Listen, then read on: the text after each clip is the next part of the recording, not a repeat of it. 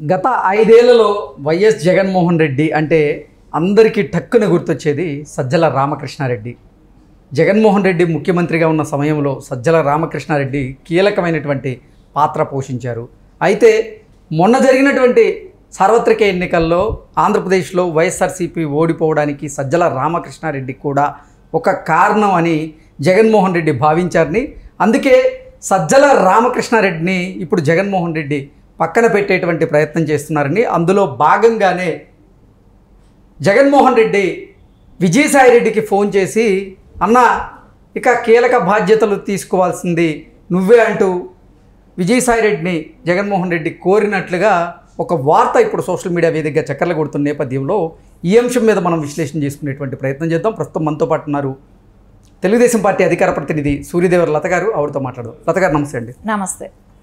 గతంలో అసలు జగన్మోహన్ రెడ్డి అంటే టక్కున అందరికీ నిజంగా సజ్జల రామకృష్ణారెడ్డి కూడా గుర్తొస్తాడు. ఆయన కూడా జగన్మోహన్ రెడ్డి పాలనలో కీలకమైనటువంటి పాత్ర కూడా పోషించారు. అయితే మొన్న జరిగిన ఎన్నికల్లో అసలు వైసీపీ ఓడిపోవడానికి ఒక కారణం సజ్జల రామకృష్ణారెడ్డి అని జగన్మోహన్ రెడ్డి భావించారని, అందుకే సజ్జల రామకృష్ణారెడ్డిని ఇప్పుడు పక్కన పెట్టేటువంటి ప్రయత్నం చేస్తున్నారు.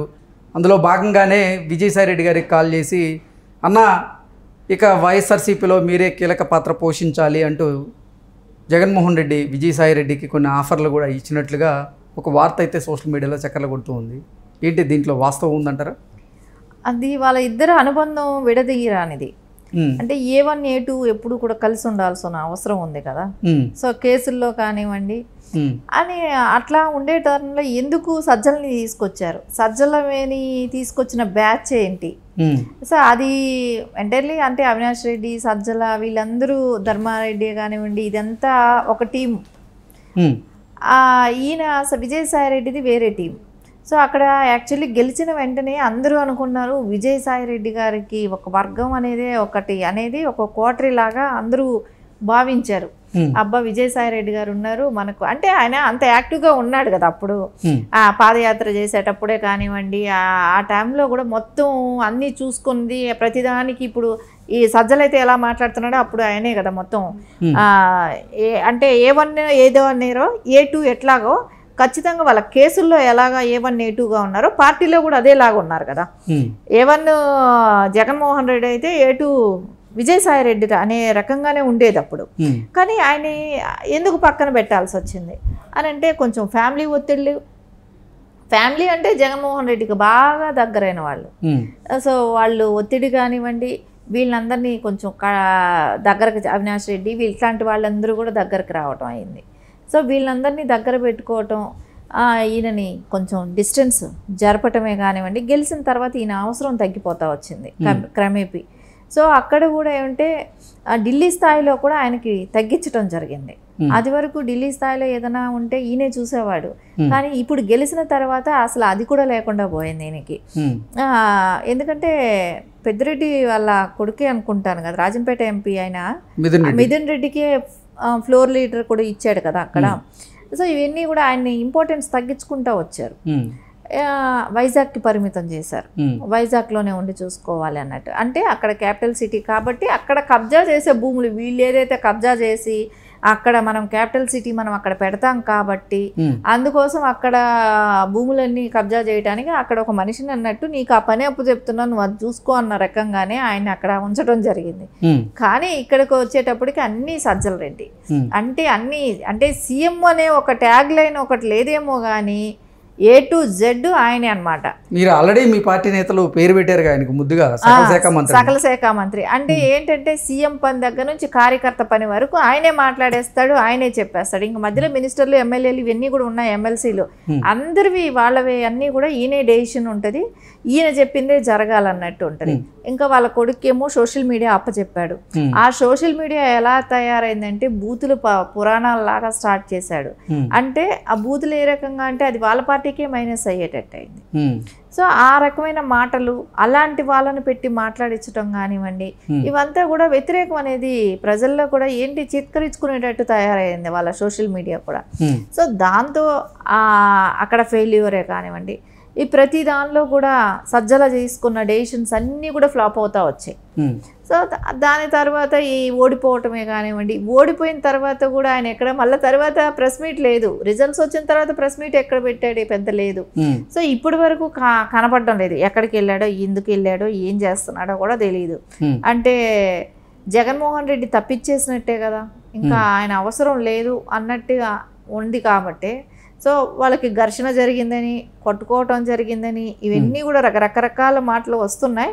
సరే ఏది ఏమైనా కూడా ఆయన అయితే కనపడడం లేదు, సో పక్కకు పెట్టడం అయితే జరిగిపోయింది. ఏంటి అసలు అంటే సజ్జల రామకృష్ణారెడ్డి గారిని పక్కన పెట్టడానికి కారణం ఏంటి? అలాగే అసలు నెల్లూరు లోక్సభ నుంచి పోటీ చేసి ఓడిపోయినటువంటి విజయసాయిరెడ్డిని ఇప్పుడు పక్కన పెట్టుకోవడం ఏంటి? కారణం ఏంటి అసలు? అంటే అక్కడ ఏం జరిగిందంటే విజయసాయిరెడ్డి కష్టంలోనే ఉన్నాడు.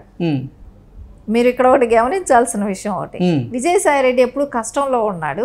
అంటే సుఖంలో ఎప్పుడు ఉన్నాడంటే ఎప్పుడైతే రాజశేఖర రెడ్డి గారు ఉన్నారో అప్పుడు ఇవన్నీ 43,000 కోట్లు దాచటం దోచటం ఇవన్నీ చేసినప్పుడు వాటిలో సెకండ్ అనేది మనం అనుకున్నాం, A2 అనేది అందరికీ తెలిసిన విషయమే.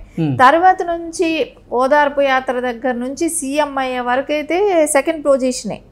సో ఆ పార్టీలో నెక్స్ట్ ఒకవేళ షర్మిల గారు కాదు ఇప్పుడు దూరం ఉన్నారు కదా, ఇదే దూరంగా ఆవిడ ఉండుంటే సో ఆ బాధ్యత ఎవరు తీసుకొని ఉండేవాళ్ళంటే విజయసాయిరెడ్డి గారు. అంటే ఆయన ఒకవేళ జైలుకి వెళ్ళినా కూడా ఈరోజు భారతి గారు అంటున్నారు, కానీ ఆ రోజు ఆయన్నే అనేవాళ్ళేమో. ఆయన కానీ ఉండుంటే ఇప్పటి వరకు ఆయన్ని ఒక 5 ఏళ్ళు పక్కకు పెట్టేశారు. అంటే ఇక్కడ దీనిలో భారతిరెడ్డి గారు ఇది కూడా ఉంటుంది కదా, ఎక్కడ కుటుంబాన్ని అయితే పక్కన పెట్టగలిగాం. సో విజయసాయిరెడ్డిని కూడా పక్కన పెడితే నేనే A2 ఉంటానుగా. సో ఇక్కడ A2కి వచ్చిన ప్రాబ్లంతోనే, అంటే జైలుకి వెళ్ళాలన్నా కేసుల్లో ఉండే A2 వేరుగా ఉండాలి, పార్టీ పరంగా వచ్చేటప్పటికి A2 వేరు ఉండాలి అనే ఒక ఉద్దేశంతోనే ఆయన్ని చిన్నగా అధికారం వచ్చిన తర్వాత ఆయన్ని పక్కకు జరపడం జరిగింది. సో ఇలాంటి వాళ్ళు ఎంతమంది ఉన్నా, సజ్జల లాంటి వాళ్ళు, ఇంక ఇట్లాంటి వాళ్ళు ఎంతమంది ఉన్నా కూడా సో వీళ్ళు ఎలాగో డామినేట్ చేయలేరు కాబట్టి A2కి ప్లేస్కి రాలేరేమో అనేది కొంతమంది ఒపీనియన్ కూడా ఏంటి, అంటే ఎవరైతే A2గా ఉండాలని ఆశించే వాళ్ళ ఒపీనియన్ కూడా అవ్వచ్చు కదా. సో అందుకని ఆయన్ని జరపటం, వీళ్ళని పక్కకు తీసుకురావటం చేశారు. ఓకే, అంటే అసలు మొన్న జరిగినటువంటి అసెంబ్లీ ఎన్నికల్లో అలాగే సార్వత్రిక ఎన్నికల్లో అసలు వైఎస్ఆర్సీపీ ఓటమికి కారణం సజ్జల రామకృష్ణారెడ్డి అని, సజ్జల రామకృష్ణారెడ్డి గారి సలహాల వల్లే పార్టీ నాశనం అయ్యింది అని జగన్మోహన్ రెడ్డి భావించారని, అందుకే ఆయన్ని పక్కన పెట్టేటువంటి ప్రయత్నం చేస్తున్నారంటూ కూడా కొన్ని వార్తలు వస్తున్న నేపథ్యంలో ఏంటి నిజంగా జగన్మోహన్ రెడ్డి గారు సజ్జల రామకృష్ణారెడ్డి గారి సలహాల వల్లే ఈరోజు అధికారాన్ని కోల్పోవాల్సి వచ్చిందా అంటే ఏం చెప్తారు? ఇక్కడ 2 టీములుగా కుటుంబమే 2 టీములు అయినాయి. సో ఒక టీము ఆల్రెడీ బయట వచ్చేసిన టీంకి ఏమో విజయసాయిరెడ్డి ఉన్నట్టున్నాడు. సో ఇప్పుడు ఆయనతో ఉండే టీం ఏమంటే సజ్జల గారిని రికమెండ్ చేసింది. సో వాళ్ళు అక్కడ పాతుకుపోవాలి, వాళ్ళు అక్కడ గట్టిగా స్థిరంగా ఉండాలి అనుకున్నప్పుడు అది ఆబ్వియస్లీ అందరికీ తెలిసిన విషయమే, భారతి గారి టీము, దాని గురించి చెప్పాల్సిందేం పర్లేదు. సజ్జల అయినా కానివ్వండి, వీళ్ళందరూ భారతి గారి టీము, ఆ టీంలో పనిచేశారు వీళ్ళంతా. అది ఫ్లాప్ అయింది, అంటే ఆ డైరెక్షన్స్ ఫ్లాప్ అయినాయి ఇప్పుడు. సో ఖచ్చితంగా ఇప్పుడు మళ్ళీ విజయసాయిరెడ్డి గారిని దగ్గరికి పిలుచుకోవడం జరుగుతుంది. ఓకే అండి, థ్యాంక్ యూ సో మచ్.